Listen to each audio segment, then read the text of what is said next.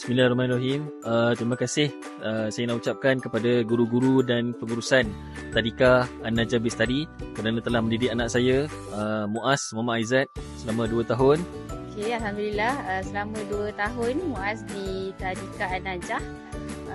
Walaupun kelasmate dia tak ramai, tapi kita nampak itu satu kelebihan kerana mereka mendapat pendidikan yang eksklusif daripada guru-guru, daripada cikgu-cikgu.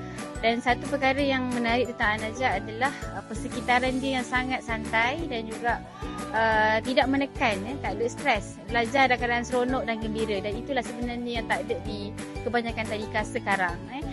Selain daripada itu, saya juga ingin memohon doa daripada semua cikgu-cikgu di An-Najah supaya dapat mendoakan Muaz dan juga semua kawan-kawan yang akan masuk tahun 1 supaya dapat menyesuaikan diri dan juga berjaya di masa akan datang menjadi anak soleh dan musleh. Itu saja. Terima kasih.